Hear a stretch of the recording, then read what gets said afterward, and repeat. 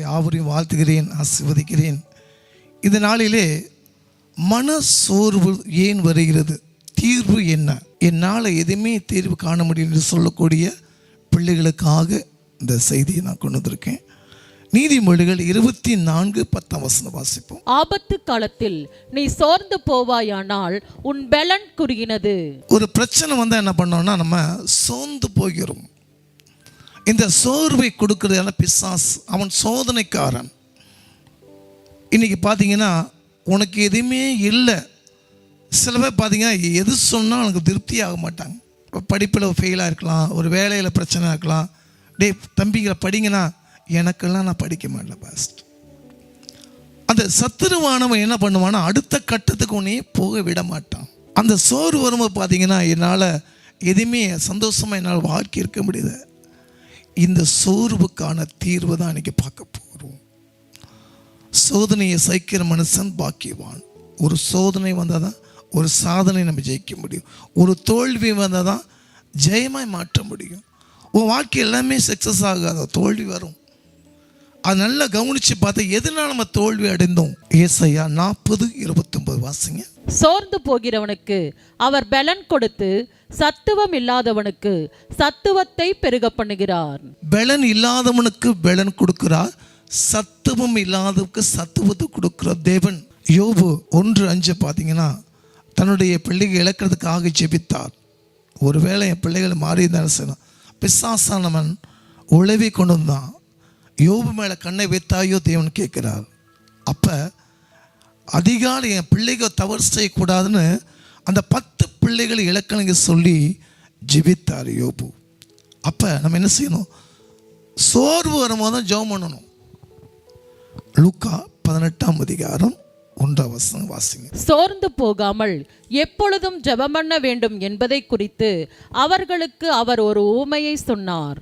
இப்போ நம்ம சோர்ந்து போயிட்டே இருந்த பிரச்சனைனா தீர்வு கிடையாது. ஜெபம் தான் ஜெயமாய் மாற்றி கொடுப்பா. அது யூதா 20 வாசிங்க. நீங்களோ பிரியமானவர்களே உங்கள் மகா பரிசுத்தமான விசுவாசத்தின் மேல் உங்களை உறுதிப்படுத்தி கொண்டு பரிசுத்த ஆவிக்குள் ஜெபம் பண்ணி. எப்படி ஜெபிக்கணுமா?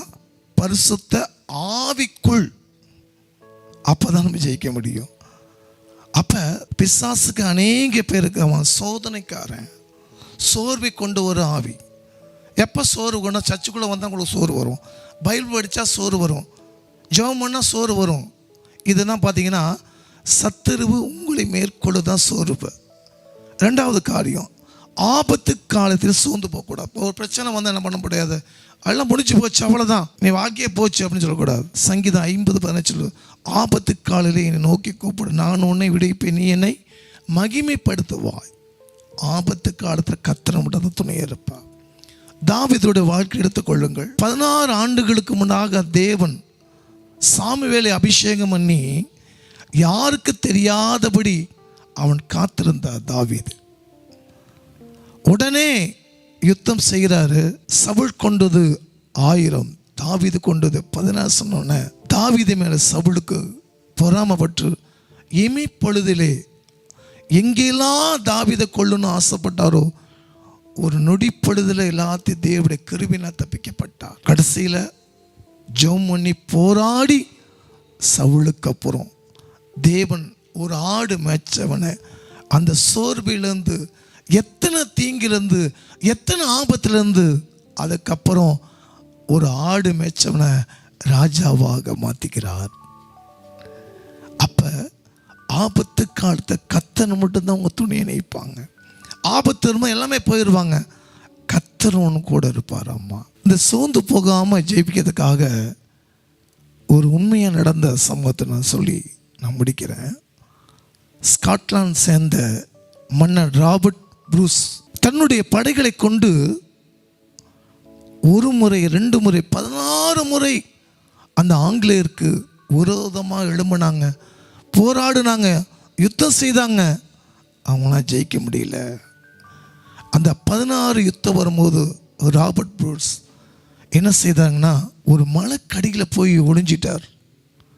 அந்த ஆங்கிலேயர்கள் என்ன செய்தாங்கன்னா, ஓ இங்கே தான் இந்த ராபர்ட் ப்ரூஸ் இருக்கிறான்னு சொல்லி எல்லாம் ஒன்று சேர்ந்துட்டாங்க. அவங்க சிப்பாய் எல்லாம் ஓடி விட்டார்கள். அந்த இடத்துல அந்த ராபர்ட் புரூஸ் மன்னன் மட்டும்தான் இருக்கிறார். ராஜா காலையில் ஆச்சு, மதியம் ஆச்சு, சாயங்காலம் ஆச்சு. இவர் என்ன பண்ணாருன்னா யாருமே இல்லை. பின்னால் பூரா அவன் சுற்றி நிற்கிறாங்க.